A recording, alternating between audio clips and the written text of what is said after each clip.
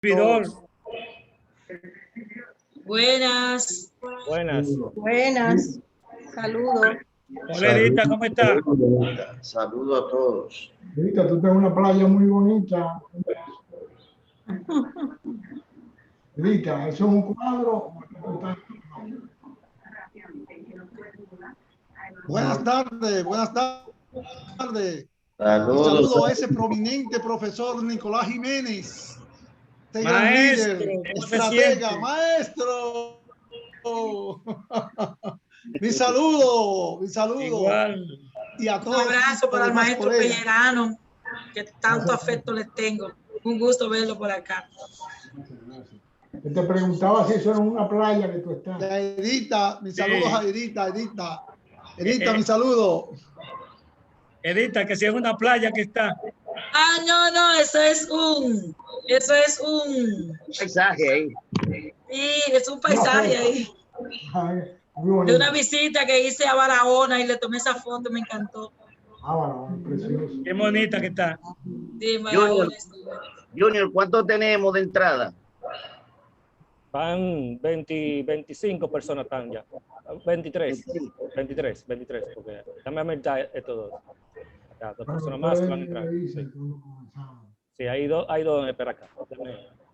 Rafael, la exposición yo voy a tratar de reducir menos de la hora. El último sería 50, 55 minutos. Sí, al final, algunas preguntas que surjan, podremos darle paso. Correcto. ¿Qué va a ser el moderador? Rafael. ¿Sí? ¿Qué va a ser el moderador? Voy a hacer la introducción, tan pronto Ángel me dé el ok. Pero después tú vas a moderar las preguntas. Las preguntas, correcto. ¿Pueden hacer por chat o simplemente directamente? Sí, directamente.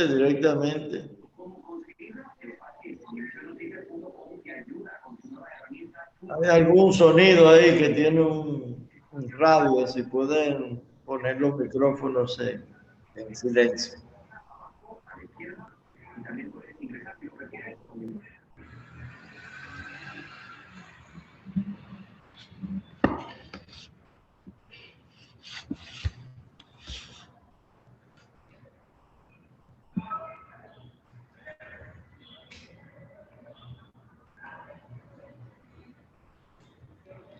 Ángel, no se escucha, Ángel, no se escucha. Ángel, el micrófono, Ángel. Voy ahora. Perfecto. ¿Me escuchan ahora? Sí, ahora te escuchamos. Ok, muy bien. Decía que en nombre del Colegio Dominicano de Economistas le damos la bienvenida tanto al conferencista que nos acompaña en esta tarde, al doctor Fernando Pellerano, como a todos los miembros de las directivas y a todos los economistas que han estado invitados a disfrutar y a compartir estas opiniones que nos brinda Fernando Pellerano con su exponencia sobre la política monetaria post-keynesiana. En ese sentido, agradecemos mucho y este es el inicio de esta fase de la apertura del ciclo de conferencias, de talleres, de charlas, basado en temas importantes sobre la economía y aspectos fundamentales de la ciencia económica. Es un compromiso que el Codeco en esta directiva tiene para fortalecer la idea, los debates en los aspectos económicos, tanto nacional como internacional. Vamos a dejar en manos de nuestro presidente Rafael Espinal, ¿verdad?, que siga y que presente al anfitrión que tenemos para esta tarde. Muchísimas gracias. Sí, muy buenas tardes. Muchas gracias, Ángel.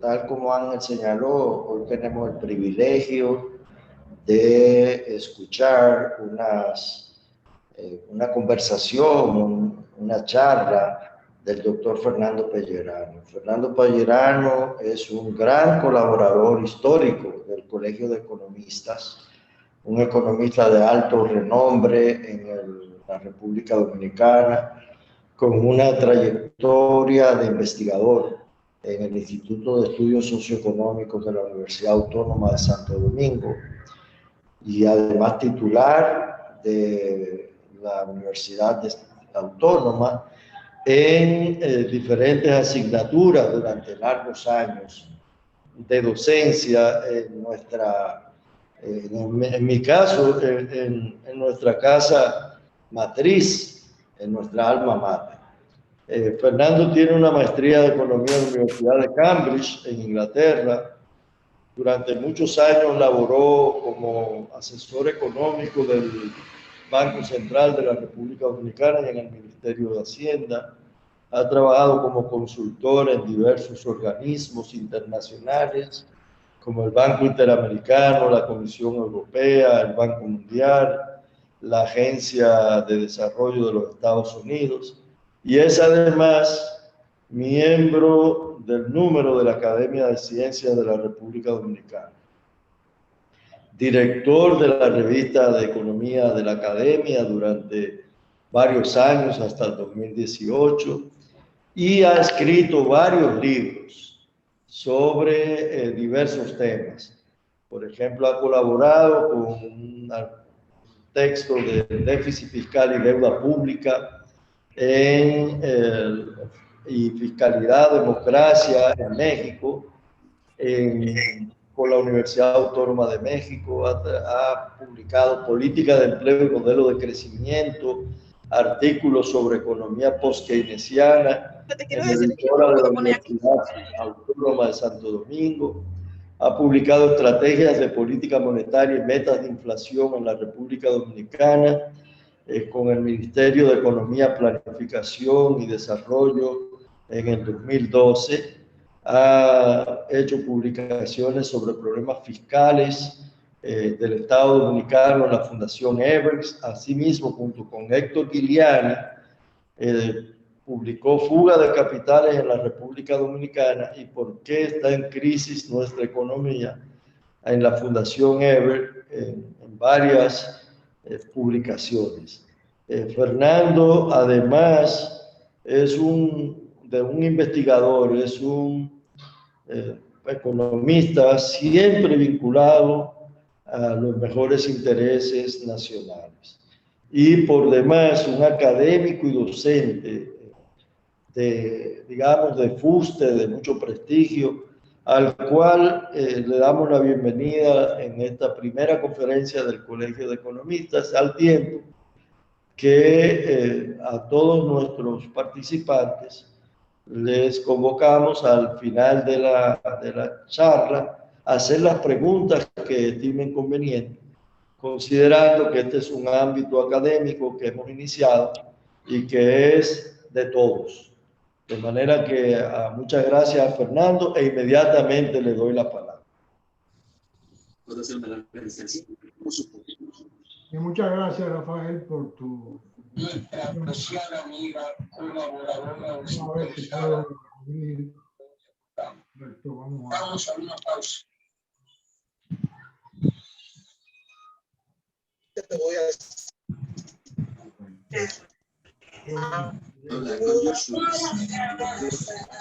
Un poquito, Pepe. Oye, economía monetaria post-keynesiana.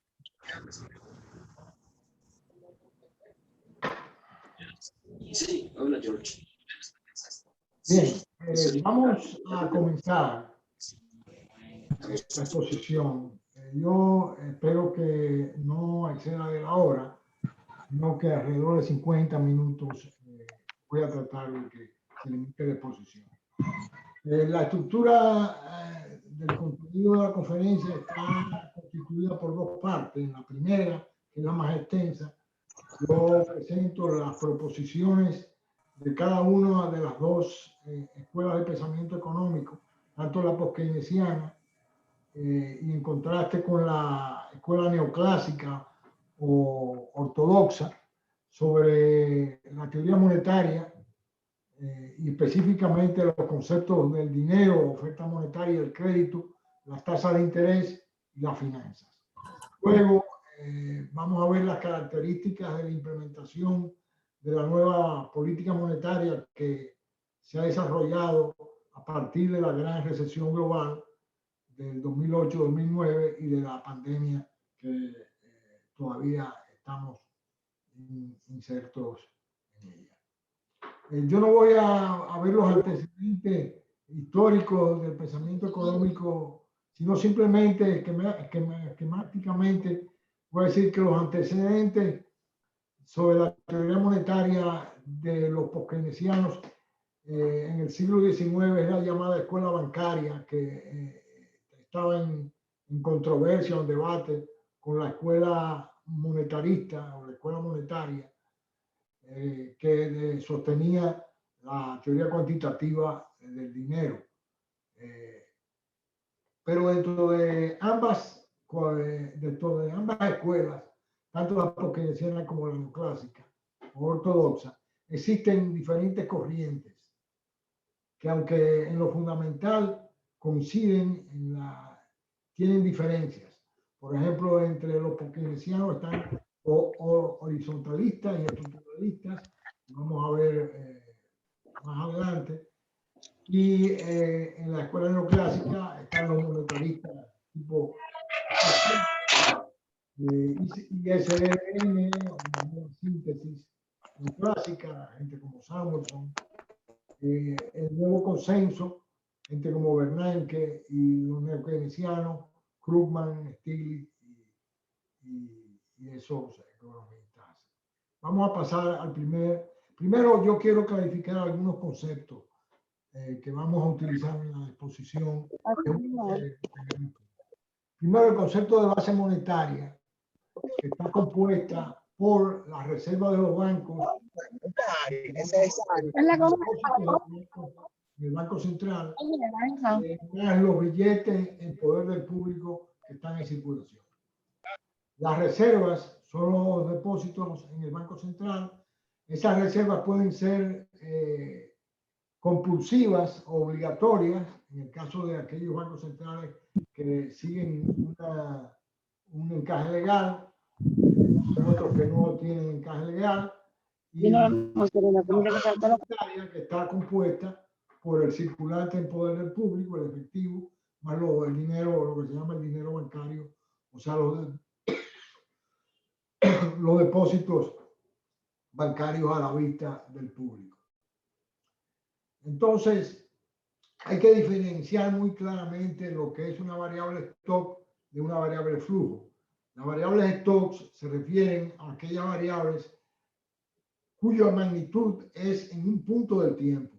Al 31 de diciembre de cada año, por ejemplo, para los balances o estado de situación de las empresas, o de cada año.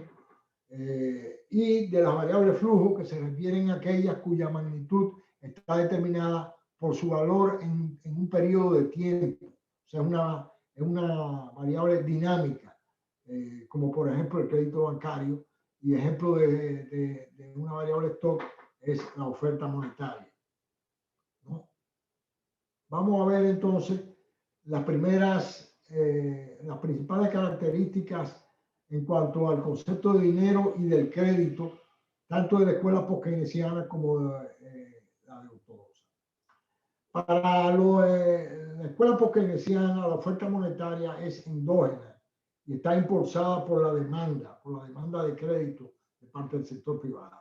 Sin embargo, para la escuela ortodoxa es exógena, controlada por el Banco Central o las autoridades monetarias. El dinero, los poskeynesianos siempre ven los activos financieros del dinero en términos de su contrapartida en el pasivo o en el activo de los agentes económicos. Mientras, y así explican el surgimiento del dinero, de la oferta monetaria, mientras que en el caso de la ortodoxia neoclásica, el dinero es un saldo, o sea, oferta monetaria, un stock y no una variable dinámica, y y por tanto tienen dificultades en explicar de cómo surge el sector del dinero. Y el famoso frase de Friedman, de que le preguntaron cómo surge y dijo que supusieran que cae desde un helicóptero. El dinero está atado a la producción de bienes y servicios. En el caso de la escuela neoclásica, le dan a la importancia al dinero como medio de intercambio, en los modelos, sobre todo en los modelos de equilibrio general, en donde el dinero es simplemente un medio de facilitar el intercambio y no está ligado intrínsecamente a la producción. El principal interés de los poskeynesianos es en el crédito bancario y las deudas y los déficits de los sectores como flujos, o sea, como variables dinámicas en el tiempo, mientras que los ortodoxos, los neoclásicos, le dan importancia a los saldos o los stocks de los activos financieros y del dinero. La causalidad monetaria, o sea, qué es lo que crea la oferta monetaria, según como vamos a ver más ampliamente, para los poskeynesianos, el dinero surge y se crea como consecuencia del crédito bancario al sector privado, que crea este crédito bancario los depósitos y los depósitos a su vez requieren del efectivo, de las reservas, según la demanda de los clientes de los bancos. Mientras que en la ortodoxia, antes de que el dinero sea préstamo, debe haber depósitos previos y el sistema financiero o los bancos servir como intermediario entre los depósitos de los ahorrantes y el préstamo. O sea que no habría préstamo sin depósito. O sea, que es una relación inversa a la que consideran la teoría poskeynesiana. El funcionamiento del mecanismo de reservas es a través de un multiplicador monetario, según la ortodoxia, donde manipulando las reservas, el Banco Central o las autoridades monetarias pretenden controlar la oferta monetaria. En términos de los poskeynesianos, ellos consideran que realmente opera como un divisor, o sea, es el crédito bancario el que genera los depósitos que a su vez requieren las reservas por parte del sistema bancario del Banco Central, que es el único, el que tiene el monopolio del dinero efectivo. Para los poskeynesianos, los bancos pueden limitar la oferta de crédito en función de la falta de confianza o de las expectativas de riesgo que tengan. Mientras que los ortodoxos o neoclásicos explican el racionamiento del crédito por parte de los bancos en función de una información asimétrica entre deudores y acreedores. Aquí vemos la integración del dinero en el sistema económico no debe hacerse cuando el producto ya está especificado, como en la economía de intercambio de los modelos de equilibrio general, sino más bien el dinero tiene que ser introducido como parte del proceso de producción. Y dicho proceso de producción es fundamentalmente dinámico, o sea, transcurre en el tiempo, en la medida en que los empresarios en cada periodo tienen que producir en función de las expectativas de demanda y en función de esa determinación de los requerimientos de financiamiento para la producción, ellos solicitan un nuevo flujo de crédito a los bancos para poder crear y producir el flujo de mercancías. Por tanto, lo que organiza la producción requieren de acceso a los recursos materiales existentes, como es la fuerza de trabajo y los bienes de capital. Y para tener este acceso, Los empresarios requieren de dinero crédito de los bancos. Y por tanto, todo flujo de producción con paralelamente un flujo de crédito nuevo o la renovación de alguna línea de crédito, que es la forma en que el sector empresarial establece la relación con los bancos aprobándole una línea de crédito. Estos usan a discreción. El sistema bancario crea el crédito necesario que demandan los empresarios. Los hogares, o sea, los consumidores, los individuos no tienen ningún rol específico en la creación de crédito. Los deudores son el factor que causa el proceso de creación de dinero. Su motivación es la de aceptar la carga de la deuda parte de los empresarios, con el deseo de producir, con la finalidad de esperar que realice la producción y obtención de un excedente o una ganancia. La producción y la industria no pueden ser explicados por efecto de sustitución, como es el caso de la teoría de cartera, diseñado por un comportamiento estático. O sea, para los keynesianos, la oferta monetaria es un residuo, no es una variable dinámica.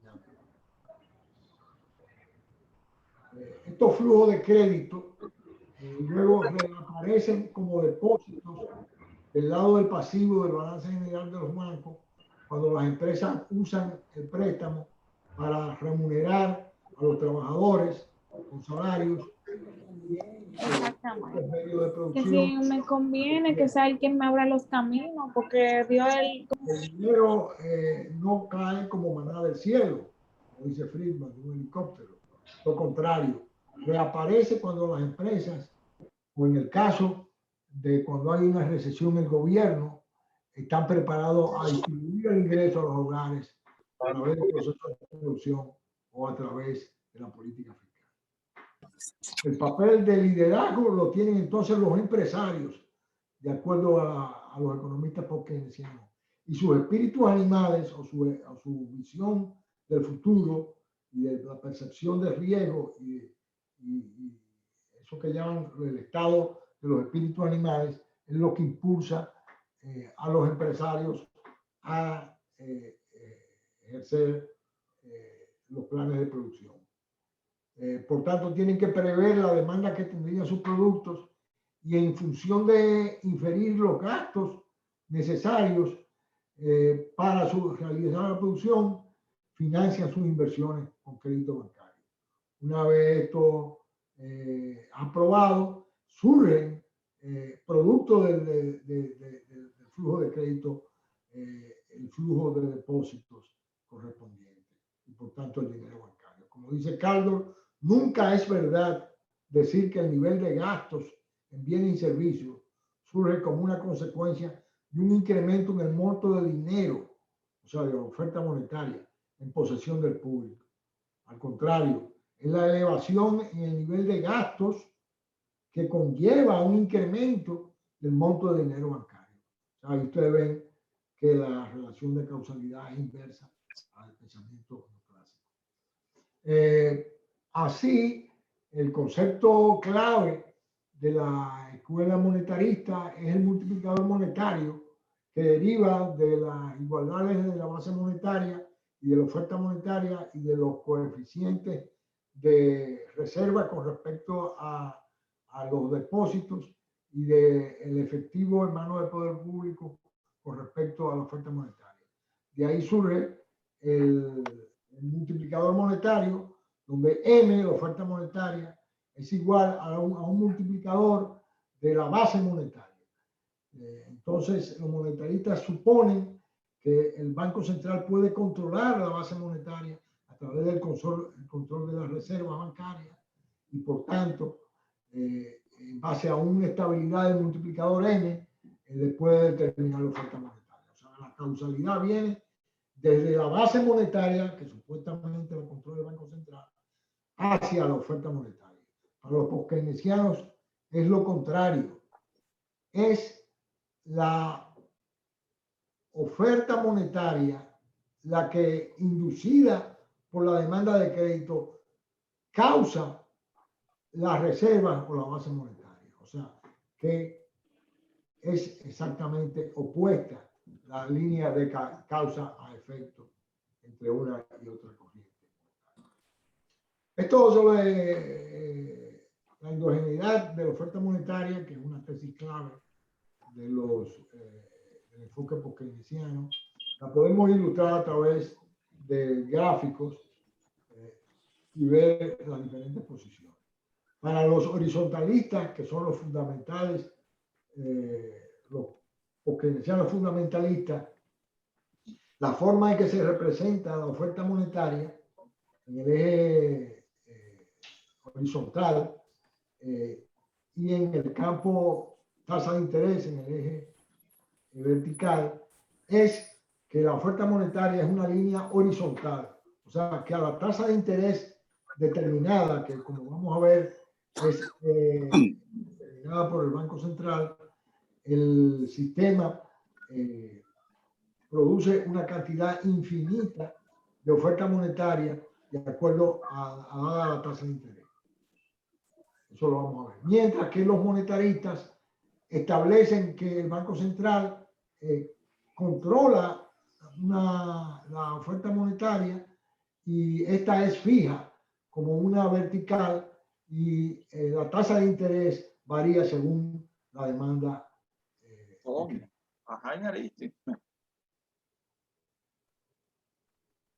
Bien. Como decíamos, hay razonamiento del crédito cuando hay una reducción de la confianza de los bancos. Los bancos reciben demanda de crédito de sus clientes y esa demanda total es la que se llama la demanda nocional, que ahí está determinada por la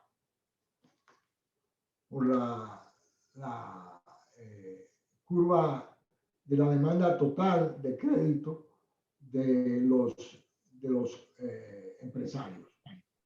Y en función de la evaluación que hacen los bancos, de la solvencia de los que demandan crédito, ellos aprueban una cantidad a las diferentes tasas de interés de acuerdo a la calificación de los deudores, en qué medida están palanqueados.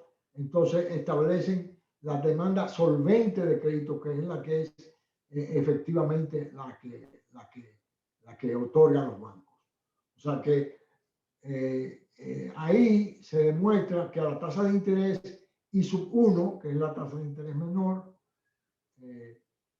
esta que está aquí, la demanda nocional es B de préstamo, pero los bancos están dispuestos a ofertar A, que es el punto que está sobre la función de demanda solvente de crédito. ¿Verdad? Y como vamos a ver, ese racionamiento del crédito depende del nivel de la tasa de interés.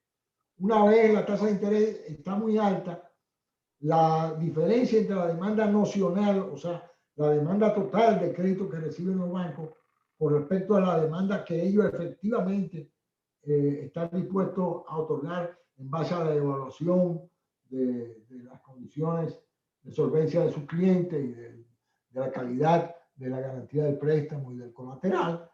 Pero esa brecha, como vemos ahí en el gráfico de la izquierda con respecto a la comparación con el gráfico de la derecha, el relacionamiento es menor mientras menor es la tasa de interés. O sea, mientras la tasa de interés, los bancos son más flexibles con el otorgamiento de crédito de sus clientes. O sea que el racionamiento es menor en la medida que la tasa de interés sea menor, lógicamente. Entonces, vamos a ver ahora el esquema de la tasa de interés, cómo la conceptualizan los post-keynesianos con relación a los neoclásicos. Para los post-keynesianos, la tasa de interés es una variable distributiva, que vamos a ver más adelante. ¿Por qué? Y para los neoclásicos, la tasa de interés es el resultado de las leyes de oferta y demanda en el mercado de crédito, en el mercado monetario, en el mercado de bonos.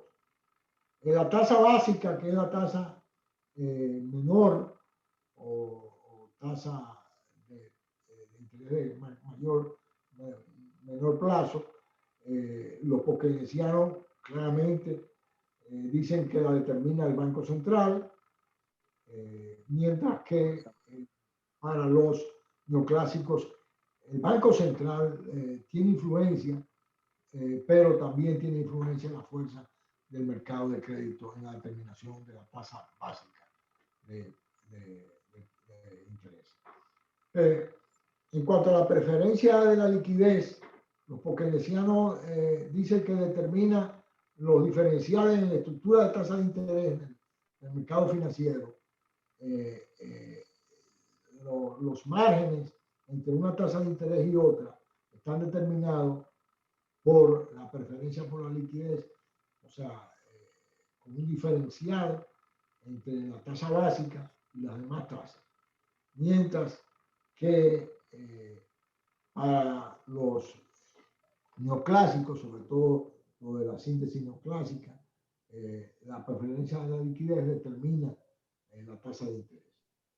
El concepto de tasa natural, que para los neoclásicos no tiene un valor específico como lo creen los neoclásicos, es una tasa única.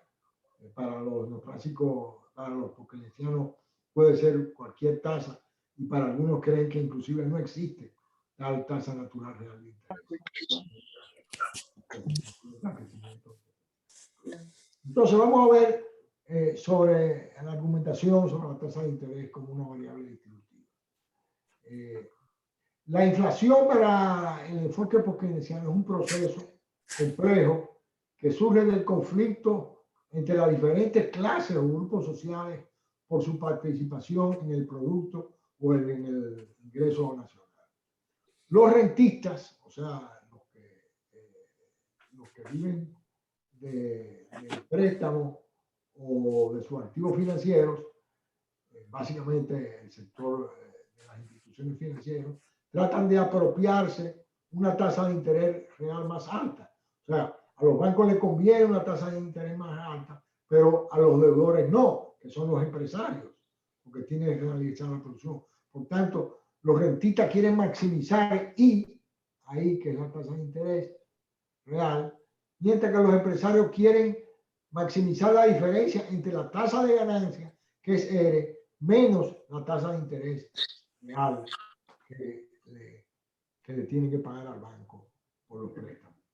Y por el otro lado, el otro grupo social que participa en ese conflicto distributivo, que es como explica la inflación keynesiana, tratan de maximizar el salario real, que no es más que el salario nominal entre el ingreso. En esta circunstancia, la tasa de interés ¿tú crees que eso te es importante en los días? Tanto una variable disciplinada para controlar el nivel de inversión. ¿Dónde que tú vas a poner eso? Sino más bien una variable distributiva, como ha sido enfáticamente el argumento de los neorricardianos dentro de los keynesianos. Por tanto, es un determinante importante de la distribución del ingreso entre las clases sociales, inclusive entre los individuos. De ser esto así, es claro que la política monetaria no debe diseñarse para controlar la actividad económica, sino para encontrar el nivel de tasa de interés que sea apropiada para la economía, desde el punto de vista tanto de la distribución del ingreso, para minimizar el conflicto sobre la participación en el ingreso de los diferentes grupos sociales, con la esperanza de mantener simultáneamente una inflación baja, una estabilidad financiera y un nivel de actividad alta. O sea, vemos que los keynesianos consideran que la política fiscal tiene más efectividad en la determinación de la demanda y del empleo y del producto que la tasa, que la política monetaria. Por tanto, en una combinación con la política fiscal, la política monetaria lo que debe es tratar de estabilizar una tasa de interés bajo para producir una inflación estable, baja y con la ayuda de la política fiscal, una actividad del producto alta. Pero la tasa de interés es también, además de ser una variable exógena determinada por el Banco Central, que lo vamos a ver en los mecanismos operativos de la política monetaria, es un costo para las empresas, para los empresarios. Primero, la tasa de interés no está determinada por el mercado, sino que es una convención, es un arreglo institucional que determina el Banco Central. Y esa tasa de política monetaria la puede manipular a su antojo, con ciertas restricciones, por supuesto, pero fija esa tasa de interés básica de oferta monetaria, de política monetaria,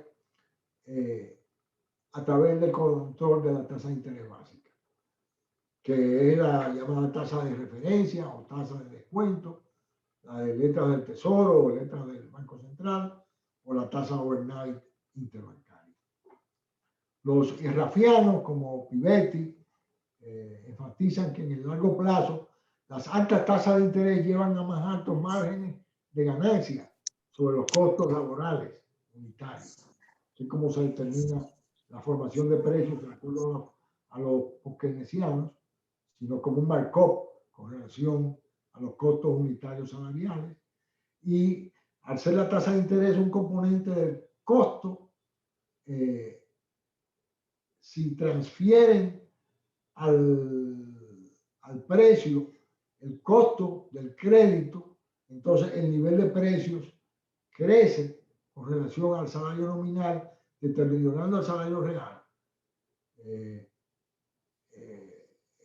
Esto es corroborado por el mismo Caldor en un trabajo de 1982 que dice: existen evidencias para creer que los costos de intereses, los costos financieros por el préstamo, son pasados a los precios de la misma manera que los costos salariales. Por eso, abundando en eso, la nueva política monetaria de meta de inflación trata de regular la inflación subyacente, como le llaman, que es aquella que produce la inflación de demanda, ya sea por los salarios nominales o por un sobrecalentamiento de la economía, según los neoclásicos. Cuando el Banco Central logra estabilizar la inflación subyacente, o sea, la inflación de demanda, en su meta el producto crece a una tasa potencial y infieren que la tasa de interés que corresponde a ese crecimiento potencial y con estabilidad de precios en la tasa de inflación meta corresponde a la tasa de interés real natural, de acuerdo a como la definía Dixon, que es un gran economista neoclásico de la época de Keynes. El alza de la tasa de interés para controlar la inflación produce un efecto inmediato de alza de los precios que eleva el cociente precios-salarios, o sea, una reducción del salario real, con la esperanza de que en el largo plazo el canal de demanda va a dominar sobre el efecto inicial. El efecto inicial es incremento del nivel de precio por el incremento de la tasa de interés.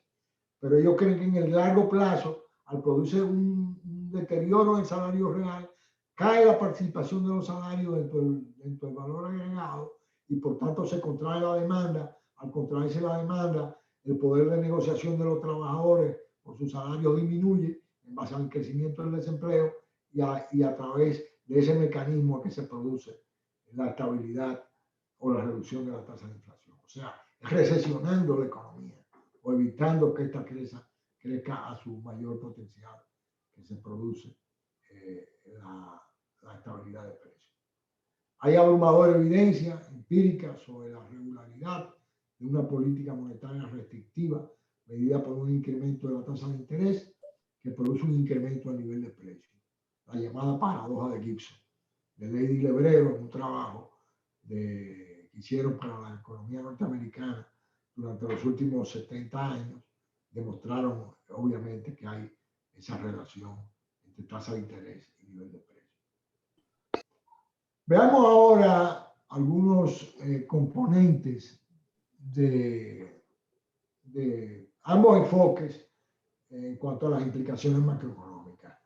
La distinción que hace Schumpeter en su historia del pensamiento económico entre el análisis monetario y el análisis real.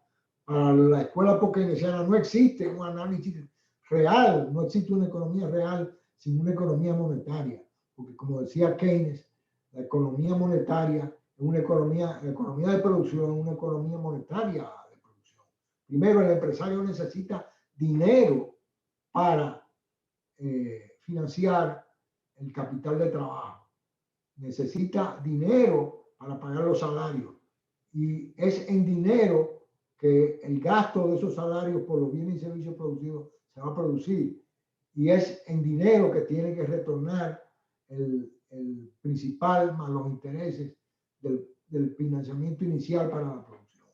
Por tanto, en una economía monetaria de la producción no hay diferencia entre el análisis real y la economía monetaria, como lo es para la ortodoxia, donde considera que el dinero es neutral, que no tiene una incidencia ni sobre la distribución del ingreso, ni sobre el crecimiento a largo plazo, y que es como un velo que cubre la economía real sin un efecto importante a largo plazo. En cuanto a las perturbaciones financieras, para los keynesianos tiene efectos tanto en el corto como en el largo plazo, como se ha demostrado con la gran recesión del 2008, que todavía se están viviendo sus efectos sobre el mercado laboral y el nivel del producto. Mientras que para la ortodoxia, las perturbaciones financieras son transitorias en el corto plazo porque los mercados se autorregulan, se autocorrigen, ya la llamada tesis de que los mercados financieros se despejan a su nivel de equilibrio. En cuanto a la explicación de las causas de la inflación, los keynesianos, como hemos dicho, dicen que el crecimiento de los agregados monetarios de M1, M2, es causado principalmente por el crecimiento del producto y de los precios, de los ingresos en última instancia, el crecimiento del producto y de los precios es lo que determina la demanda de crédito que produce la demanda de dinero, ¿no? Mientras que para los neoclásicos la inflación es causada por un exceso de oferta monetaria. Para los keynesianos no puede haber exceso de oferta monetaria, porque si un agente económico tiene más liquidez de la cuenta, él simplemente lo que hace es amortizar deudas que tiene con otros agentes económicos. La causalidad macro es muy importante en cuanto a la determinación de la inversión. Los keynesianos consideran que el ahorro es producido por la inversión. La inversión determina el ahorro a través del efecto del multiplicador sobre el ingreso. Mientras que para los neoclásicos el ahorro o los fondos prestables determinan la inversión. O sea, le ponen un límite a la inversión, el ahorro previo de los agentes económicos. ¿Cómo se forma la estructura de tasas de interés en base a la política monetaria? Bueno, los bancos funcionan como un cartel con el Banco Central. Los bancos fijan la tasa de interés a que prestan, o la tasa de interés de préstamo, en esta ecuación identificada como R sub L, como un margen M por encima de la tasa de interés de política monetaria. ¿Verdad? Entonces, en la medida en que I, que es la tasa que maneja el Banco Central, se mueve hacia arriba o hacia abajo, así, dado que el margen es más o menos constante y depende del grado de concentración oligopólica en el mercado bancario, ese margen responde a un incremento la tasa de interés de préstamo de los bancos responde a las variaciones de la tasa de interés de la política monetaria. O sea que la política monetaria determina no solamente la tasa de interés de política monetaria, sino también la estructura y el nivel de las tasas de interés del sistema bancario. Kadecki especificó muy bien cómo los bancos determinan, de acuerdo a, clasifican sus clientes según el grado de solvencia que identifican en ellos cuando evalúan los préstamos. Entonces, determina su tasa de interés de préstamo como un margen por encima de la tasa de interés de política monetaria, que es la tasa de referencia controlada por el Banco Central, y de acuerdo al coeficiente de endeudamiento del prestatario y según la preferencia de los mejores clientes o los que consideran más solventes, se establece una prima de riesgo en la medida en que los clientes son percibidos como menos solventes por los bancos, por tanto le cargan un margen de riesgo más. También en función de la relación deuda con respecto al capital del empresario que solicita el préstamo y la evaluación de la calidad del colateral. Bien, ¿cómo se determina la tasa? ¿Cuál es el mecanismo operativo de la determinación de la tasa de política monetaria? Aquí tenemos que la función de las reservas o del dinero efectivo que constituye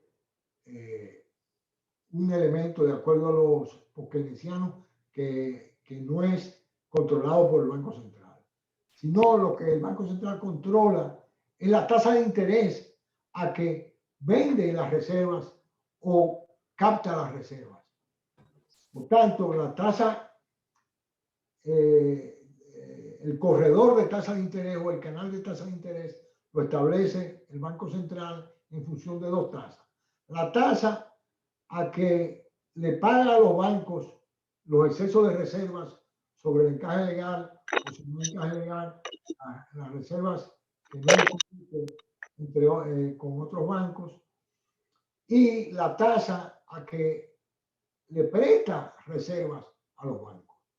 Obviamente, la tasa meta que se impone el Banco Central está entre la tasa de las reservas y la tasa a que el banco capta las reservas de aquellos bancos que tienen exceso de reservas.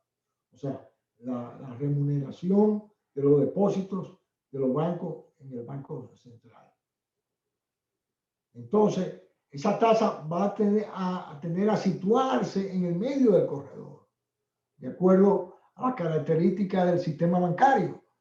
Como por ejemplo, en los sistemas bancarios donde no hay ninguna reserva legal, y los bancos prácticamente terminan el día en la Cámara de Compensación con cero reservas, porque aquellos bancos que al final del día tienen exceso de reservas, le prestan a aquellos que tienen deficiencia de reservas en el mercado interbancario.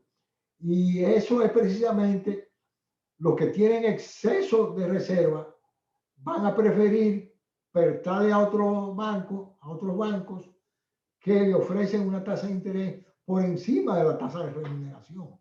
Y por el otro lado, los bancos que tienen deficiencia de reservas prefieren que los otros bancos le presten a una tasa menor que la tasa a que le preste el Banco Central. Por tanto, la competencia en el mercado interbancario por las reservas en la Cámara de los saldos de compensación o de liquidación al final de cada día tiende a situarse a nivel intermedio, y esa es la tasa meta que se propone el Banco Central para establecer la tasa de política monetaria y instrumentar los mecanismos operativos que le permiten obtener sus objetivos. Entonces, resumiendo, la cantidad de dinero es endógena y la causalidad es revertida con respecto a la causalidad que plantean los monetaristas. Los préstamos son los que crean los depósitos. Cuando usted va, un empresario va a solicitar un préstamo y el banco lo considera solvente, le otorga ese crédito abriéndole una cuenta corriente de depósito o una línea de crédito. Y en función de los requerimientos que el banco tiene, si es un encaje legal, que es una proporción de la reserva con respecto a los depósitos, en función de eso solicita, demanda reservas al Banco Central. O sea que las reservas y la oferta monetaria son endógenas, dependen del sistema económico, no exógenas. Y cuando los bancos centrales no adoptan una posición acomodaticia a la demanda de reservas de parte del sistema bancario, se crean problemas de fricciones y hasta riesgo de crisis bancaria. Imagínense ustedes que el Banco Central le imponga restricciones a las reservas de los bancos, que usted vaya a un cajero automático y no haya efectivo en los bancos, como un conjunto. Eso crearía una crisis. O sea, que realmente los bancos centrales son flexibles y son neutrales en cuanto al otorgamiento de reservas que requiera el sistema bancario. Como dice ahí,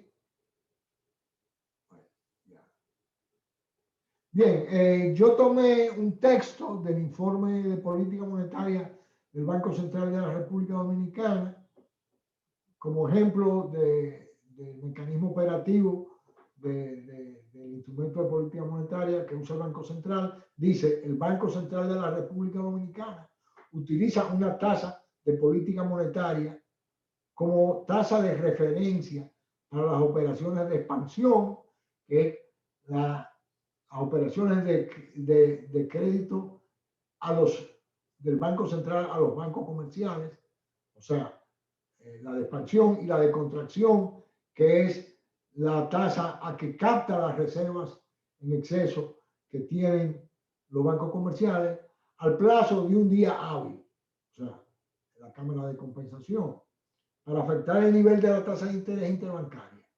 Como decíamos, el Banco Central de la República Dominicana realiza intervenciones diarias que resultan de la subasta de letras del Banco Central o de repos, acuerdo de recompra de valores a un día con rendimiento equivalente a la tasa de política monetaria, 50 puntos básicos por encima y 50 puntos básicos por debajo.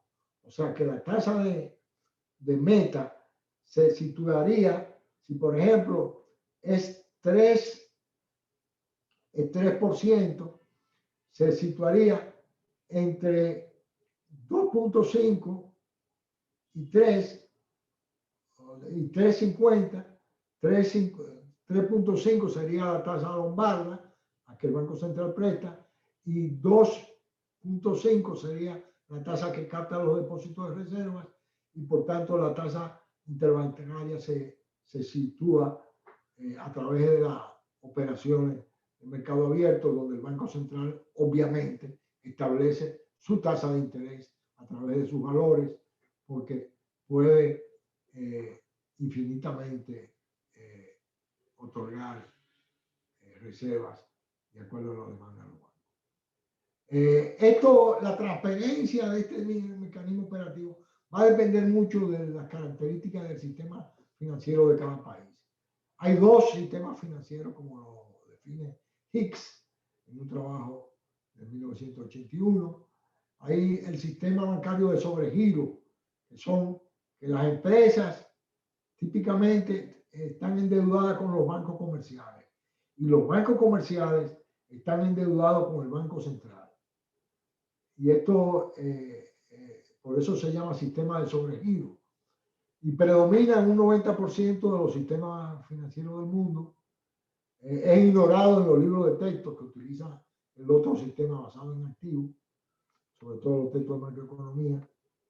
no controla el medio circulante excepto a través del control del crédito bancario, lo cual es muy inusual que los bancos centrales pues, controlen el crédito bancario, aunque lo podrían hacer.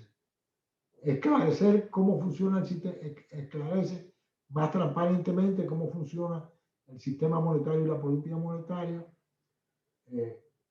Y el otro tipo de sistema es como el sistema anglosajones, como la Reserva Federal de los Estados Unidos y el Banco de Inglaterra, donde las empresas financian su inversión con ganancias retenidas.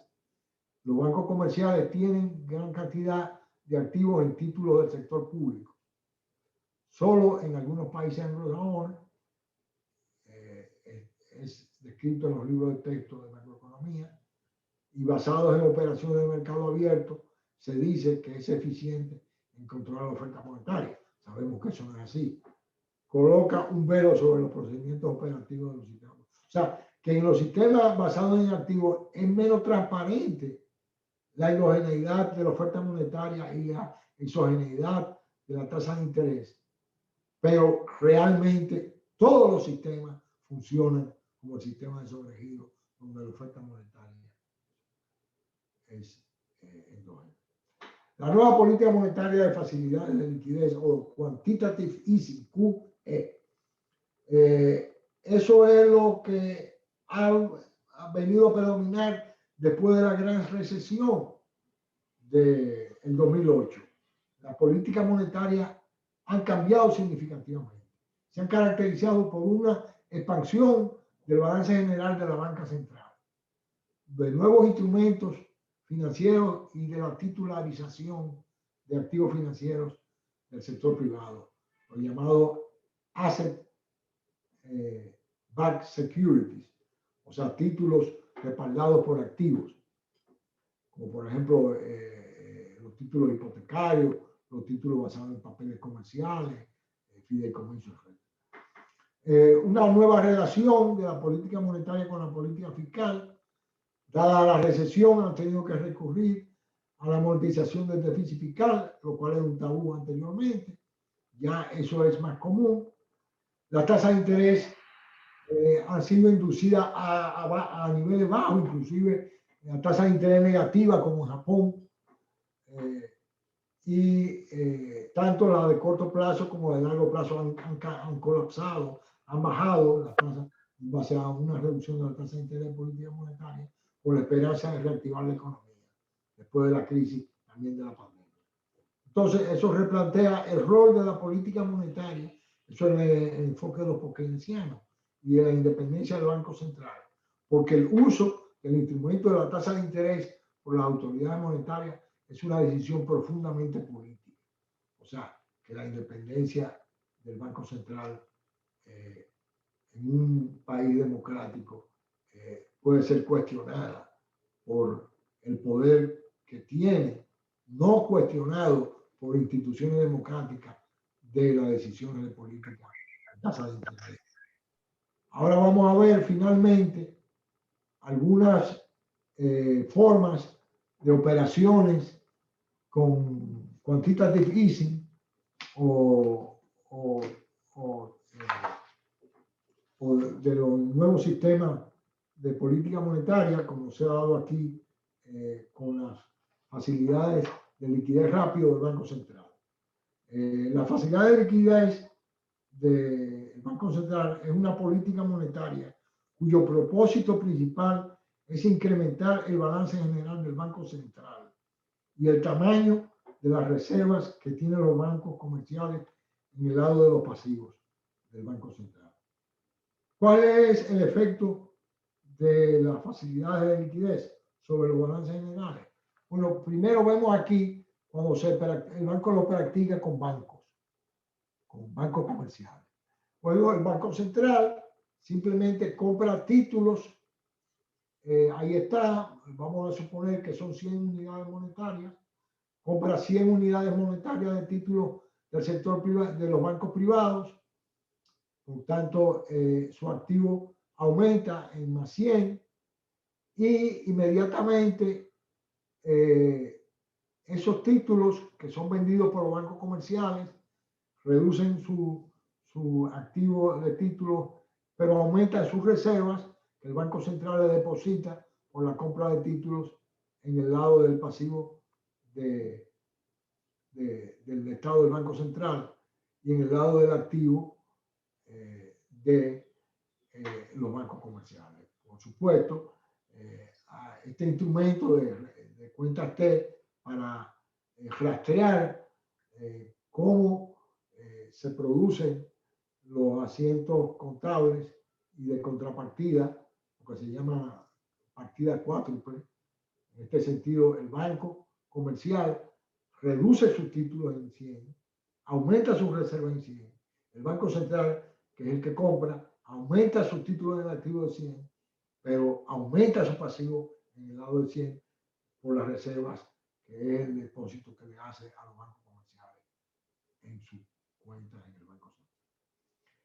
También podríamos ver cómo opera. Fíjense que en el caso anterior no hay alteración de la oferta monetaria. Simplemente han incrementado las reservas. Pero la oferta monetaria depende de si esas reservas son utilizadas para la generación de depósito bancario. Como sabemos, no es eso automático, como pretenden los que utilizan el multiplicador monetario.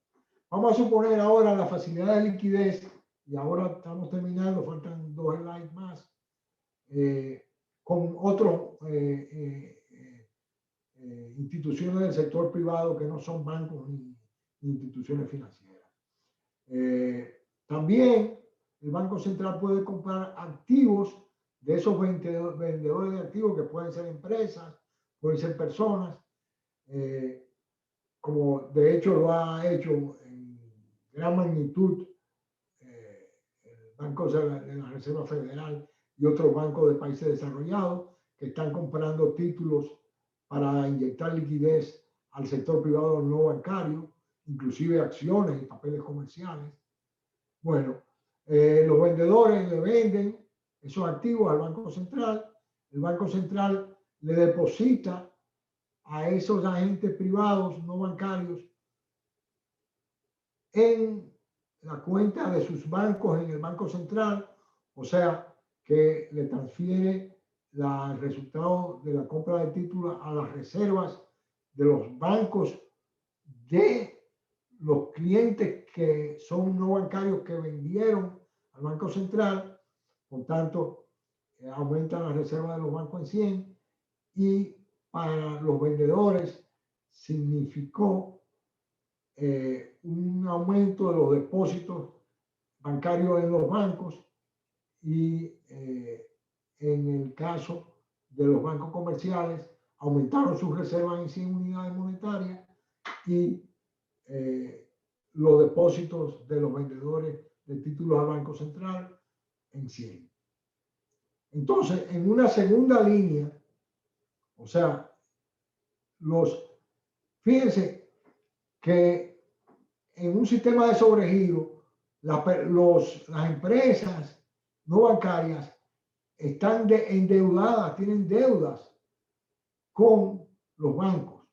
Por tanto, esa inyección de liquidez puede utilizarse para despalanquearse, o sea, saldar deudas con los bancos comerciales.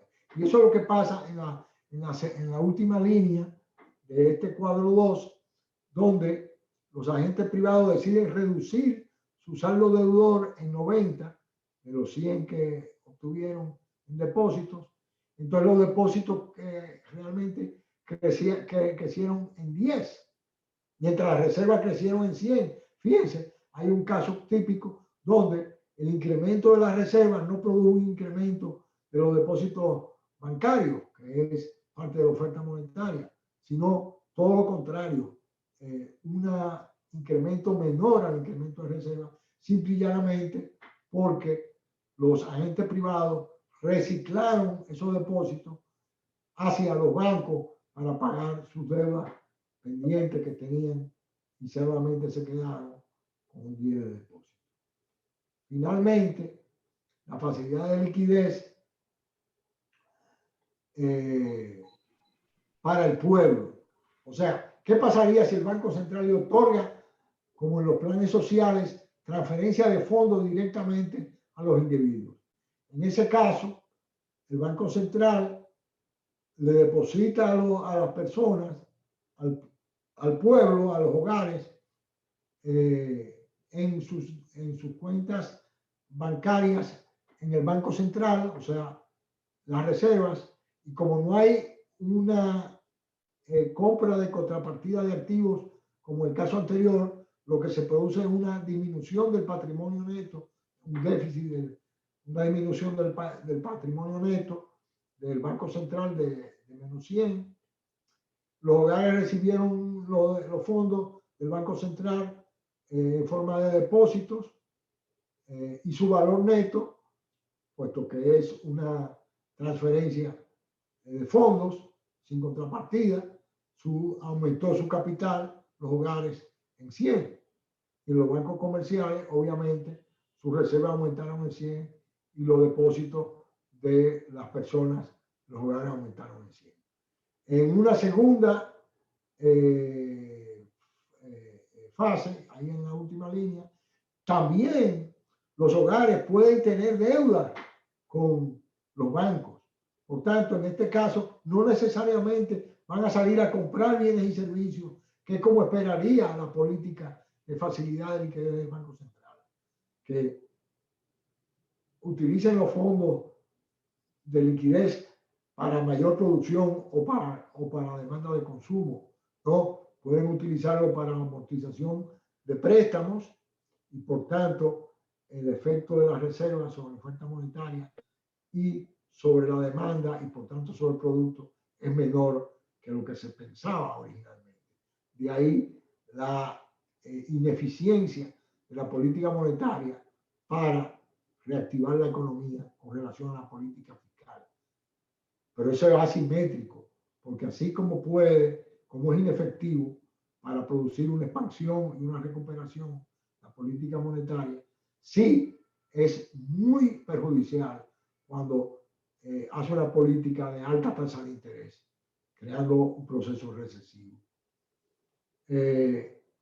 Por último, veamos un caso de transferencia corriente comparado con una operación fiscal. Más bien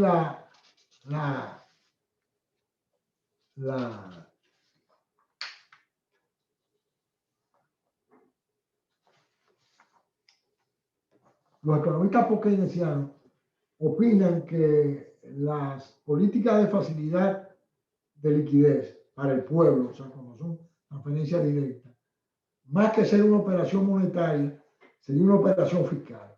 En efecto, aparte de determinar qué institución va a tener el valor negativo, el valor neto negativo, o sea, la reducción de su patrimonio neto, todas las consecuencias de las facilidades de liquidez para el pueblo son idénticas a las que se producirían por un déficit presupuestal generado por la transferencia de fondos a las personas mediante la emisión de bonos gubernamentales. Lo que pasa es que en el caso en que el gobierno financia la transferencia corriente hacia los grupos de los hogares con un déficit fiscal emitiendo bonos, por tanto deuda, sobre los cuales tiene que pagar una tasa de interés, también tiene el mismo efecto que si el Banco Central otorga esos fondos y también tendría un valor neto negativo porque generaría reservas por la cual, de los bancos, por la cual tiene que pagar interés. No recibe ingresos, intereses del lado de los activos.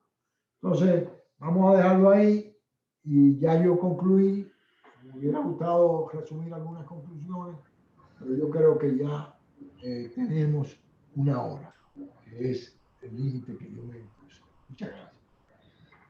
Muchas gracias, Fernando Pellerano. El doctor Pellerano ha hecho una exposición que partió de una visión teórica, académica, de todo lo que es la visión post-keynesiana, y al final nos ha dado una explicación del comportamiento monetario de los bancos centrales, y en particular, esto es muy oportuno por las facilidades de liquidez que a raíz de la pandemia ha dado el Banco Central de la República Dominicana. Entonces, queda abierto ahora para cualquier pregunta, cualquiera de los expositores, de los participantes, y le vamos a permitir que entonces vayan levantando la mano o haciendo su pregunta directamente al doctor Pellegrino.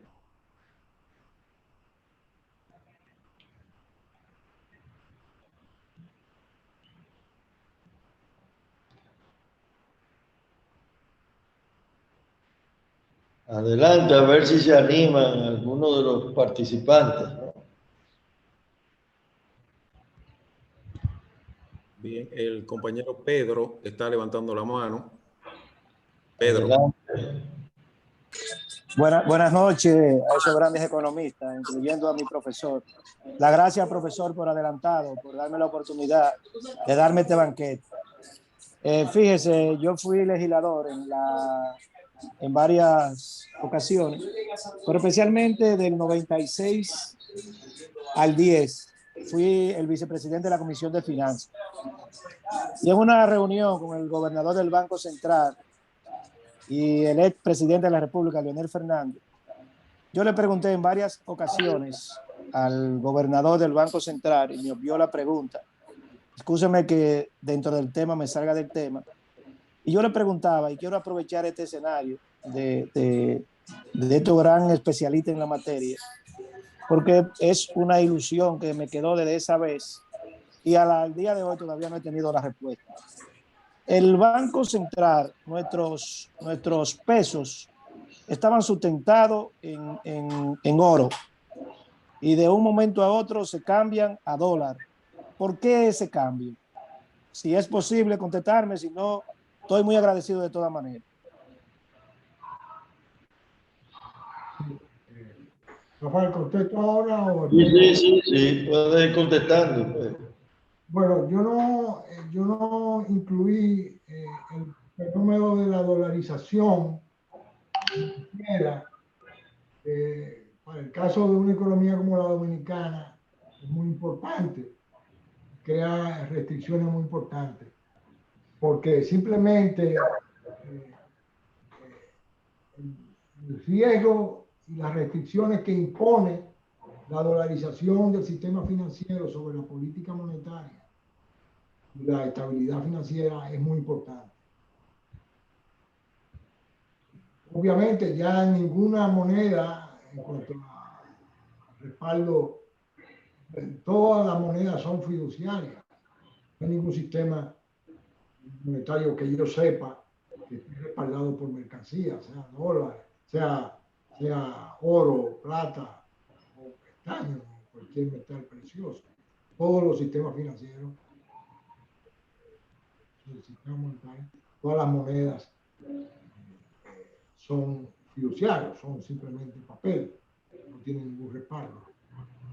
Lo que hay es una jerarquía de monedas en función del poder económico de esa moneda. Obviamente, en la cúspide de esa jerarquía de monedas está el dólar estadounidense, por la magnitud de la economía y en la hegemonía que tiene, y la moneda del peso dominicano está en una jerarquía junto con monedas como la de Costa Rica, Perú, qué sé yo, ¿no? Porque simplemente nosotros no podemos ir al mercado internacional a emitir deuda utilizando nuestra propia moneda, ¿no? Que tiene que ser la moneda de reserva para financiar los servicios de cuenta corriente, los requerimientos. Vamos, Luis. El fenómeno de la dolarización es un fenómeno complejo que en el caso de Congo, donde desaparece la moneda nacional, se ha demostrado que crea muchas restricciones al crecimiento económico y que es son sistemas muy proclives a la crisis financiera. Lo ha demostrado el caso del programa de conversión en los años, fines de los años 90 y principios del 2000 en Argentina y en los países que han dolarizado en América Latina, donde tienen muy fuerte efecto a su crecimiento. Se ha demostrado empíricamente que los países que aún con dolarización financiera parcial, pero que tienen su propia moneda, tienen su moneda soberana, pueden crecer y tienen más flexibilidad de crecer que los países que eliminan su moneda nacional. Eso es lo que yo podría decir con respecto. Bueno, alguien más estaba levantando las manos. Puede. Sí, Luis. Sí, adelante. Yo tengo un tema también. Gracias. En primer lugar, debo agradecer y debo saludar esta iniciativa que ha tenido el Colegio Dominicano de Economistas de hacer estos paneles que nos ayudan y contribuyen con el acervo del conocimiento de todos los miembros del colegio. También saludo al profesor Pellerano por este apretado análisis que nos ha hecho de la economía monetaria post-keynesiana. Ahora, mi pregunta es la siguiente, Pellerano, es la siguiente. Las circunstancias de la pandemia han sometido a la mayoría de los países, y entre eso está el nuestro, a una política monetaria expansiva. Hemos visto cómo se ha acelerado el gasto del gobierno, cómo se ha acelerado la política monetaria a través del Banco Central, ¿no? Ahora bien, luego del uso de esa política expansiva, lógicamente vamos a esperar una política restrictiva. Ahora, ¿qué tiempo se nos lleva? Usted puede calcular que se nos lleve el empleo de esa política restrictiva que va a corregir los efectos, ¿no?, monetarios que hoy en día están realizando los diferentes gobiernos, las diferentes economías, que entre eso está la nuestra.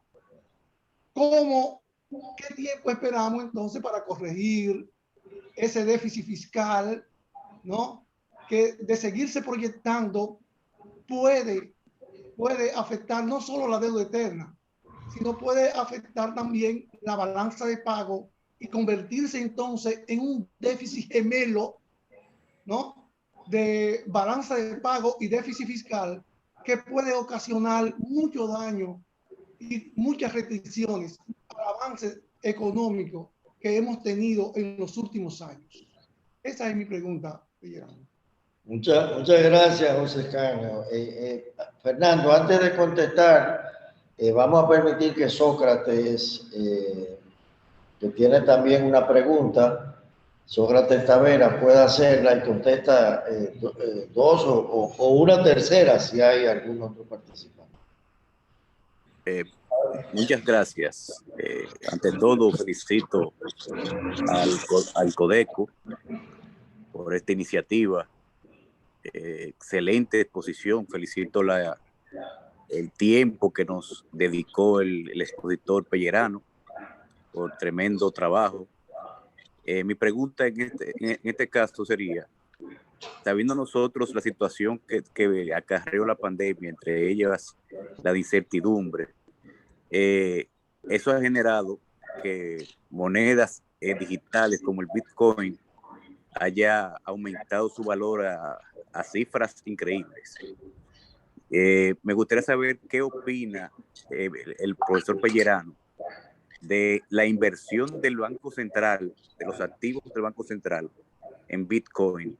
No importa la cantidad, si es factible según la teoría post-keynesiana. Sí, una última, Carlos Grateró, para cerrar estas tres últimas. Sí, buenas noches, saludos a todos. Me parece muy bien la actividad, me uno a las felicitaciones.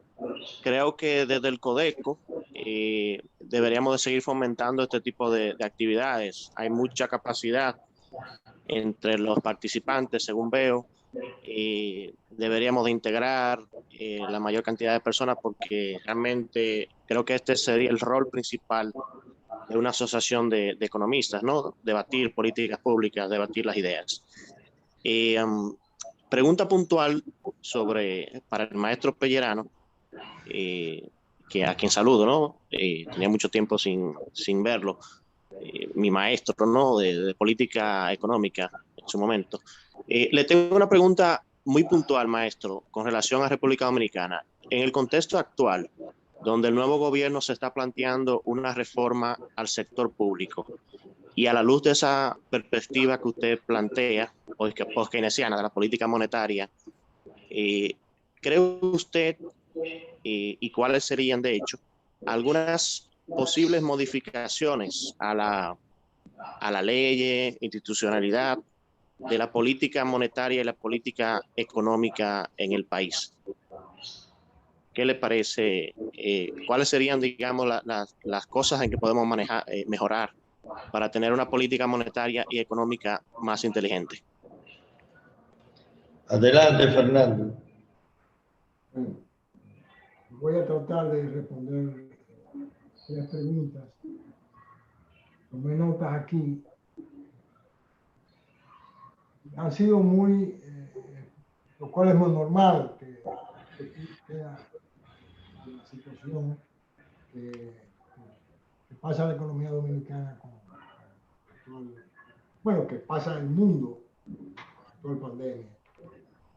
No se le ve claramente la luz al final del túnel todavía, por lo menos en este año 2021. Realmente lo que, en mi criterio, yo lo he expresado en algunos artículos, lo que ha permitido que no se caiga el producto y el empleo más de lo que se ha caído ha sido la política fiscal.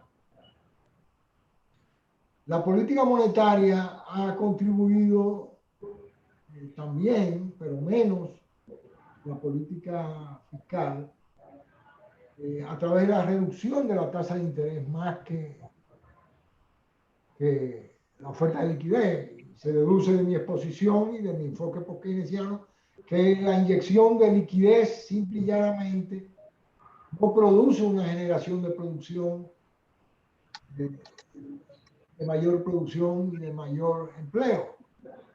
Porque como dice la frase, usted puede llevar el caballo a donde va a beber, pero no puede hacer que el caballo beba. No puede obligar al caballo a que beba. O sea, usted puede darle liquidez a los bancos, pero si no hay demanda de los empresarios, porque la demanda se ha caído por las circunstancias, los choques de demanda y de oferta que ha producido la pandemia, ¿cuál estaría el banco prestándole a un potencial cliente insolvente? O por lo menos que percibe en una recesión como riesgoso. Luego, el comportamiento lógico del banco es racionar el crédito, eso que yo llamo la demanda efectiva, solvente, de crédito, lo reduce al mínimo y aunque tenga liquidez, utiliza esa liquidez para otras cosas, pero no la riega en préstamos de clientes y no tiene la seguridad de que va a recibir el pago de su préstamo. Entonces, eso con respecto a eso, o sea, de que si va a haber una contracción de la oferta monetaria, de la política monetaria, o también de la política fiscal, inclusive se han oído afirmaciones de que está empezando a haber un sobrecalentamiento en algunos de la economía, con un brote inflacionario, y que hay que volver a la austeridad fiscal, reducir el déficit fiscal.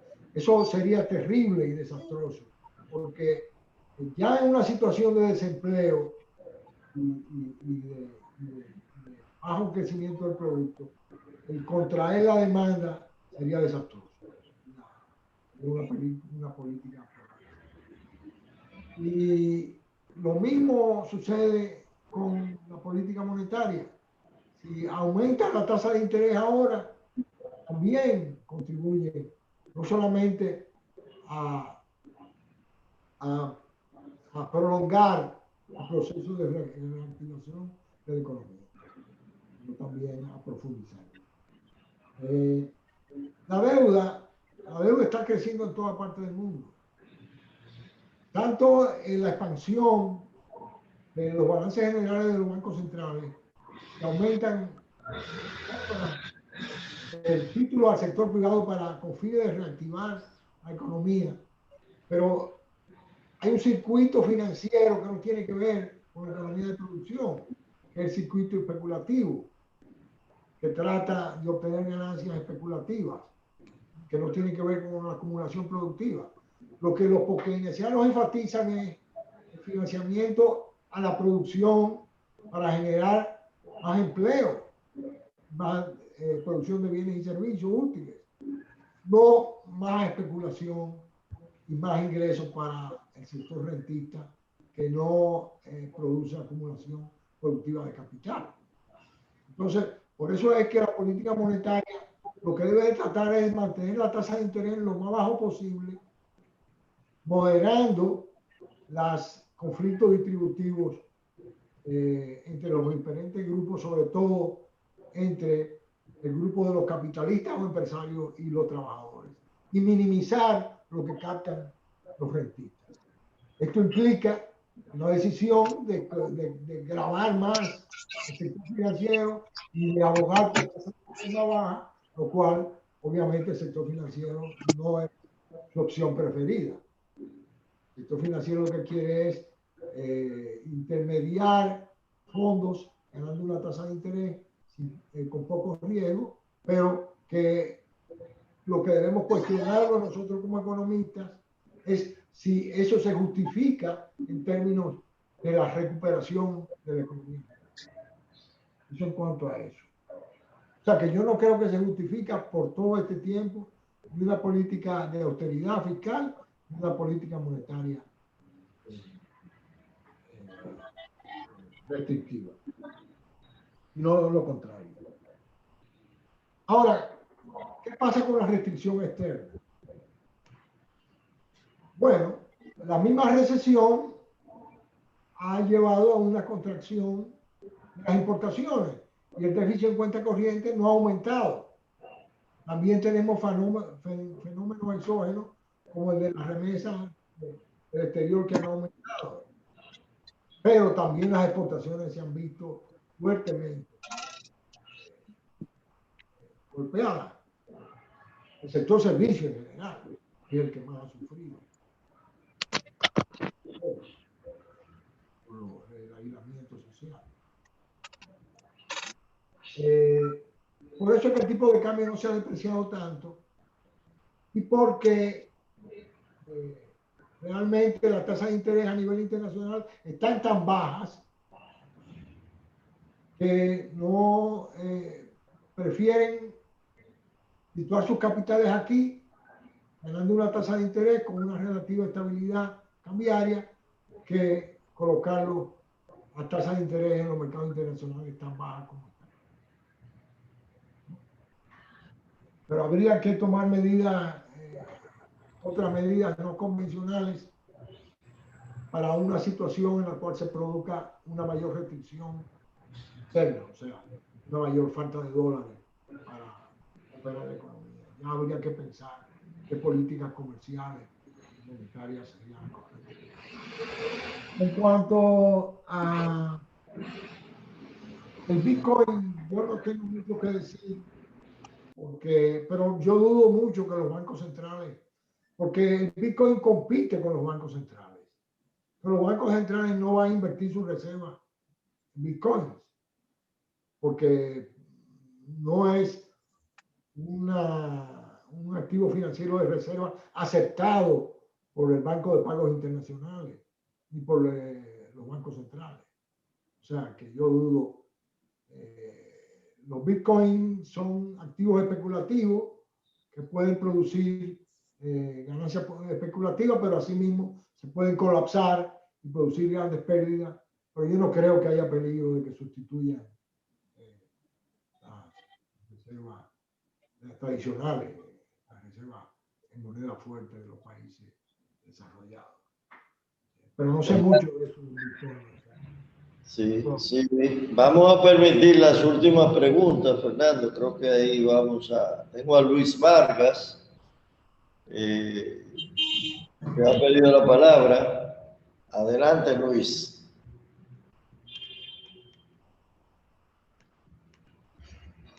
Luis Vargas, ¿me escucha? No deja hablar, Luis. No debo hablar a Luis.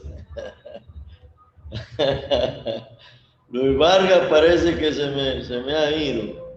Yo voy a aprovechar que Héctor Guillani está en línea. Había una pregunta sobre reforma fiscal que yo no contesté. Que fue bueno, pero te voy a pasar una pregunta que Héctor Guillani debería hacer, pero yo la voy a hacer en nombre de él. Porque él, para ver tu opinión, Héctor Guillani en numerosas ocasiones ha planteado que el Banco Central, en vez de hacer una política monetaria expansiva por vía del sector bancario, haga un apoyo financiero al gobierno, liquidando fondos certificados del Banco Central, pasando esos recursos al Ministerio de Hacienda y neutralizándolo con emisión de bonos de Hacienda. De manera que le proporcione liquidez al gobierno para la política fiscal que tú has señalado que es más efectiva. Entonces, me gustaría, esa es una traducción libre que he hecho de unas propuestas que Héctor Guillani en numerosas ocasiones ha expresado. Me gustaría oír tu opinión. Sí, mira. Ay, Pellerano, ¿cómo estás? Todos saludos. Mira, yo creo, al igual que Pellerano, uno no debe estar preocupándose ahora mismo por los déficits fiscales, ¿no? Por el déficit fiscal. En realidad, yo estuve haciendo unas proyecciones y en base al crecimiento base del Fondo Monetario, tanto el déficit fiscal, la medida no tradicional, pero también ajustado cíclicamente, se va a ir eliminando. Así que el problema del déficit, la economía dominicana va a crecer muy por debajo de su potencial y entonces va a necesitar el impulso del gobierno en términos de gasto. Entonces, está el problema del Banco Central y de lo de la reforma tributaria, y yo no creo que ni la capitalización del Banco Central en estos momentos, ni tampoco un aumento en los impuestos es aconsejable, porque primero hay mucha incertidumbre y también hay deficiencia de demanda, tanto interna como externa. Y quizá la capitalización del Banco Central, lo que yo estoy diciendo, puede proceder de la siguiente manera. ¿Qué es lo que está haciendo el Banco Central ahora mismo? El Banco Central emite títulos, compra reservas internacionales en el mercado, ¿no? Monetiza la economía y como tiene una meta de base monetaria, viene y la recoge. ¿Cuál es el problema? El problema es que esos dólares que compra lo invierte al 0,5% y los títulos que emite lo emite al 10%. Y entonces eso crea un déficit cuasi fiscal. Pues yo lo que básicamente digo, bueno, mira, si hay una deficiencia de demanda, que el gobierno vaya al mercado y emita deuda.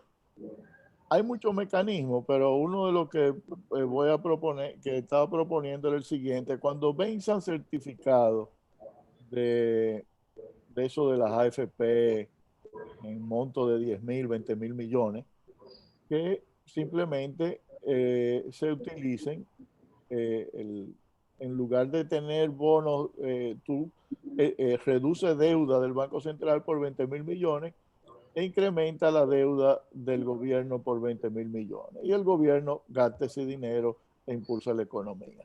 Entonces tú le estás quitando 20.000 millones de la cartera de pérdida del Banco Central y se lo está pasando al gobierno y lo está haciendo de una forma positiva. En el sentido de que tú puedes hacer programas de transferencia a las clases que lo necesitan y también puedes financiar mucho los programas de inversiones. Ustedes vieron en el discurso del presidente que muchas de esas cosas en realidad no se van a hacer por año con los recursos que cuenten. Y hay otros mecanismos que son similares, que podría el gobierno va al mercado y emite bonos, lo deposita en el Banco Central y va a producir una fuerte contracción monetaria que obligaría a los bancos a tratar de vender sus certificados que tienen con el Banco Central y el Banco Central vuelve y monetiza la economía. Entonces, y todo eso tiene un efecto positivo tanto por el lado del déficit del Banco Central, aunque aumenta, dejando la deuda pública igual, no afecta la deuda del sector público consolidado. Simplemente la cambia de un bolsillo al otro, del banco al gobierno, pero al mismo tiempo el gobierno lo usa para programas de infraestructura y para transferencia a la población. Porque hay un aspecto que está relacionado a lo que decía Pellerano del aspecto redistributivo. En realidad, el Banco Central, esos certificados que emite y las personas que demandan esos certificados y las instituciones se benefician de esas tasas de interés. Y se está a través de un proceso que lo financia parcialmente el gobierno con transferencia al Banco Central, que las hace, y parcialmente con, ¿cómo que se llama? Monetización y también emisión de títulos. Entonces, en lugar de hacer esa transferencia directa a los bancos comerciales y a esos tenedores de títulos, que también se beneficie de la población con programas de infraestructura y con programas de transferencia. Eso es básicamente lo que yo he dicho. Entonces, ¿qué va a pasar? Sí, se van a reducir las reservas internacionales. Eso es muy posible si se reactiva la economía. Pero también hay tanta liquidez a nivel mundial que los flujos de capitales van a seguir para estos países, igual que ocurrió después del 2009 y 2010, después de la crisis financiera, que no tenían dónde invertirlo y tenían que buscar algún lugar donde parquear esos fondos. Así que yo no veo problema alguno en el futuro. Esa es mi opinión, más o menos. Muchas gracias, Héctor. Muchas gracias, Héctor. Luis Vargas tenía alguna pregunta para cerrar y darle la palabra. Muy buenas tardes. Lamento, siempre tengo problemas con mi micrófono. En primer lugar, quiero felicitar al Colegio Dominicano de Economistas por haber organizado esta reunión entre amigos y compañeros de trabajo y de estudio. Y especialmente al profesor de profesores, Fernando Pellerano, que una nueva vez nos permite que...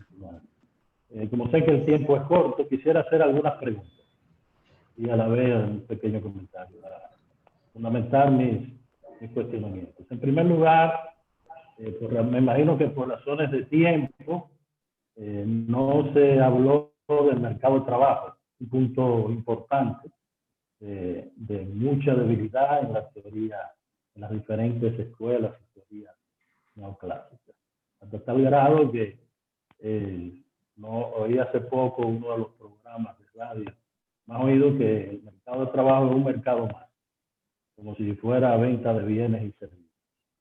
En segundo lugar, quiero también anotar que no está, no sé, no me parece que está bien claro el rol que puede ocupar el Banco Central en un sistema monetario. sobre todo cuando la escuela austríaca o determinadas corrientes dentro de la escuela austríaca ponen como el diablo prendido en candela el Banco Central. Y ahora mismo uno de las corrientes que más suena a la opinión pública de América del Sur es la corriente austríaca y concretamente la de los anarcos sindicalistas. En ese sentido, viendo el caso de República Dominicana, se habló de meta de inflación, pero el buque insignia de esta política, que es la Reserva Federal, acaba de abandonar esa meta de inflación. Estamos hablando de una profusión de inyección de liquidez, la última que todavía no se ha cuajado, de 1.9 billones de dólares. Así que discutir de meta de inflación cuando tanto el Banco Central Europeo con una cifra similar va a inundar los mercados con liquidez, creo que no pasa de ser un ejercicio académico. Por otro lado, también quiero hacer la pregunta, todos estos mitos que hay, reservas internacionales de divisas, ¿para qué tenemos 12.000 millones de dólares? Cuando sencillamente emitimos pesos para comprar esos dólares a los bancos y después entonces depositamos estos activos en instituciones internacionales, Estados Unidos, donde la tasa de interés está cercana a cero. Muy bien los puntos Giuliani, el margen es muy enorme. También tenemos el caso de cómo funcionar con un banco central que está en bancarrota. Ahí están los numeritos. Estamos hablando de 51.000 millones de pesos en patrimonio neto negativo. Estamos hablando de que se le carga al gobierno central una cuenta por recibir. Pero vean, ¿quién es que está operando en esta cuenta? ¿Es el gobierno o el Banco Central? De 513.000 millones de pesos. Y si hablamos de valores en circulación, estaríamos hablando de 733.000 millones de pesos. Este instituto emisor no ha sido ni siquiera capaz de haber vendido los 20.000 millones de pesos que se comprometió a raíz de la crisis bancaria a principios de este siglo. Entonces, no entiendo cómo podemos formular políticas monetarias cuando tenemos todo este Banco Central que si hace operaciones no es que para inyectar liquidez al mercado, es para favorecer determinados grupos y después que se compromete a inyectar liquidez, sencillamente no cumple con sus propios. Muchas gracias, Luis. Hay varias preguntas en el chat que Pellerano puede mirar y si entiende pertinente, contestar algunas de ellas, accesar en el chat. Ahí están algunas preguntas de veo a Maribel que hace una pregunta, Carlos Galateró insiste en su pregunta. Pellerano, vamos a darte una oportunidad de cierre porque ya van a ser casi las 8 de la noche. Estamos abusando de tu condescendencia, ¿no? De acompañarnos aquí esta tarde-noche. Así que te damos la palabra para que cierre con algún comentario a las exposiciones de Héctor y de Luis y algunas de las preguntas que han quedado en el chat. Adelante, Fernando. Muchas gracias, Rafael. La exposición que hizo Héctor no tiene desperdicio. Yo coincido casi en todo con él. Porque, ¿qué fue lo que originó el déficit clasificado? Fue yo que en la última filmina, yo quería desarrollar el punto de la transferencia directa del Banco Central de personas y compararla con las transferencias corrientes del gobierno financiadas con déficit fiscal para hacer un símil con el problema de la capitalización del Banco Central. Porque yo creo que aquí no se entiende bien eso. ¿Qué fue lo que pasó aquí en la crisis bancaria del 2003? Simplemente que el Banco Central hizo una transferencia al sector privado, a todos esos depositantes e inversionistas de los bancos quebrados, a cambio de nada. O sea, fue contra una disminución de su valor neto. O sea, transfirió a cambio de nada.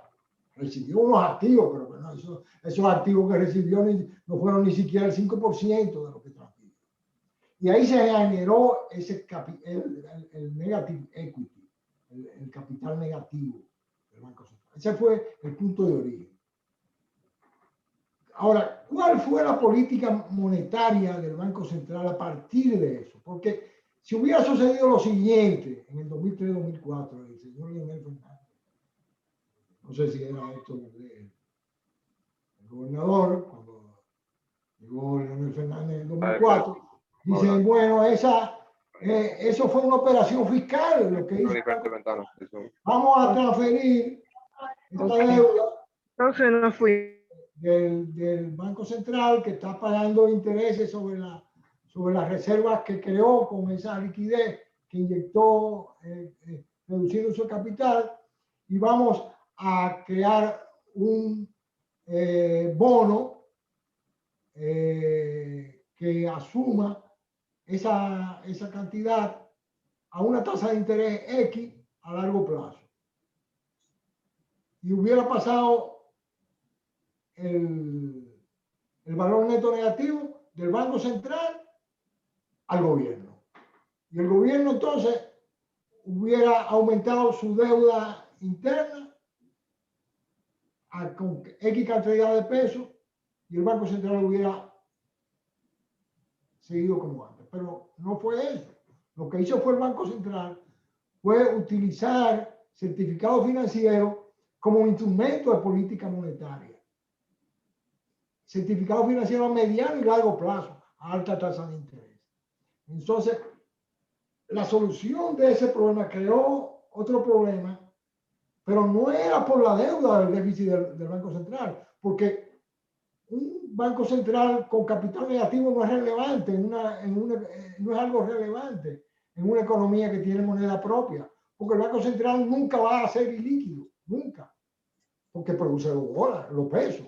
En dólares sí, pero en pesos no es nunca ilíquido el peso, el Banco Central, por definición, porque puede generar reservas indefinidamente. O sea, eso que dice Luis no tiene importancia desde el punto de vista macroeconómico. O lo tiene el Banco Central o lo tiene el gobierno. Pero eso no tiene relevancia, eso ya es una deuda que existe. Y el Banco Central no le afecta en sus funciones. Ahora, lo que afecta sí, como decía Héctor y como yo afirmo, es la distribución del ingreso. O sea, la generación de ese déficit con alta tasa de interés produjo una transferencia de recursos hacia los poseedores de esos títulos, que no lo canalizaron ni a la demanda de bienes y servicios, ni a las inversiones, sino que eran activos financieros que se convirtieron en activos financieros, en aumentar la riqueza financiera de un sector del sector privado. Entonces, ¿qué es lo que el enfoque post-keynesiano? El enfoque post-keynesiano quiere recuperar el sistema monetario y financiero para la inversión productiva y para la generación de empleo y de producción. Y contestando lo que dice Gratero, una política monetaria no debe estar emitiendo títulos a largo plazo, porque eso le toca al gobierno. El gobierno es que tiene que mantener, financiar su déficit con deuda.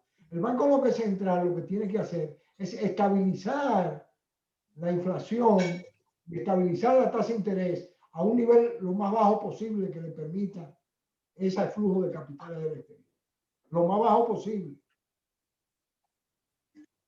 Y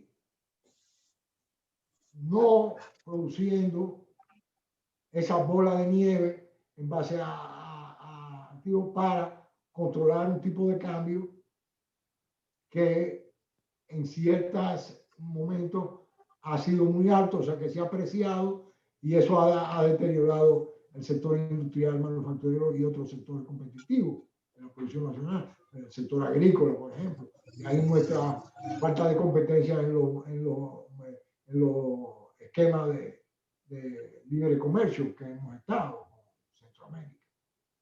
O sea que mi posición es esa. La política monetaria debe limitarse a mantener la tasa de interés lo más bajo posible y a compensar los elementos que pueden desestabilizar la tasa de interés, esa tasa de interés de política monetaria. Y para eso es más fácil hacerlo mediante un mecanismo que el Banco Central maneje la cuenta del gobierno, porque eso le da flexibilidad para neutralizar los incrementos de reserva por compra de reservas internacionales o los incrementos de liquidez que afectarían a... O sea, puede manejar manejando los depósitos y el giro de la cuenta del gobierno desde el Banco Central, como lo tienen todos los países desarrollados. Se hace más transparente el mecanismo de la política monetaria y la política fiscal. Muchísimas gracias, doctor Fernando Pellerano. Yo creo que hemos tenido una excelente noche, un encuentro muy nutritivo para todo este equipo de economistas. Debo decir que en un momento tuvimos casi 100 participantes, 95 participantes en este encuentro. Fernando ha sido muy claro. Pienso que pudiéramos pasar varias horas haciendo comentarios de su posición y abordándolo con preguntas, pero hemos abusado ya de Fernando por esta noche. A todos los participantes que permanecen en este encuentro, le decimos que este es un primer encuentro que hemos tenido con la participación de Fernando Pellerano y que el Colegio Dominicano de Economistas piensa mantener estos foros abiertos para discutir todos los temas que sean de interés tanto en el plano teórico como en el plano nacional de las políticas públicas. Quiero agradecer a Ángel también haber organizado este evento, Ángel Taveras. Adelante, Fernando. Se te olvidó decir que yo fui presidente del Codeco en el 85. Sí, es cierto. Fernando fue presidente del Codeco. Me limité a decir que es un colaborador permanente. Una vez que iba estrella, estaba Héctor Viviani, estaba Lucas Vicen, que para descanse. Sí. Quiero aprovechar este momento también para recordar la memoria de Fernando, Fran Guerrero Prat, que murió recientemente, que fue gobernador del Banco Central, y aprovechar este momento para recordarlo en su condición de economista y de gobernador del Banco Central de la República Dominicana.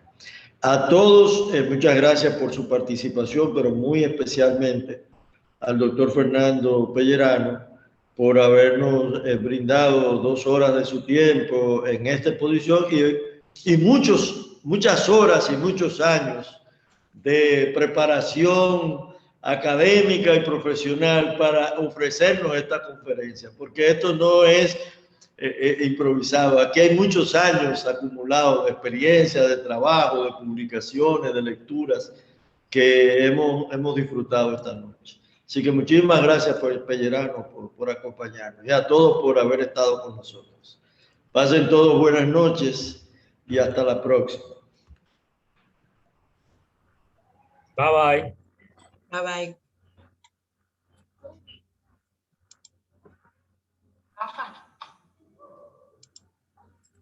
Dígame. Una pregunta. En el punto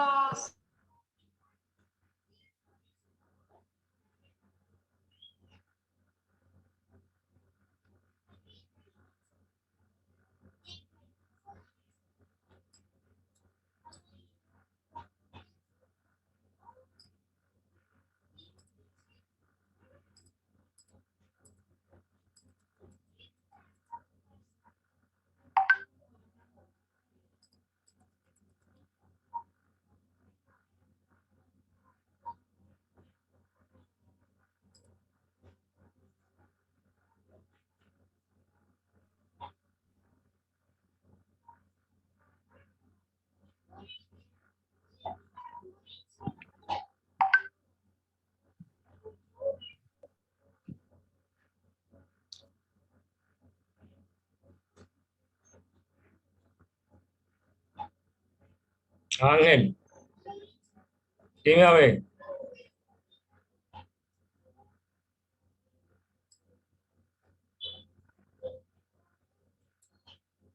Tiene el micrófono cerrado. Ya, apago todo aquí.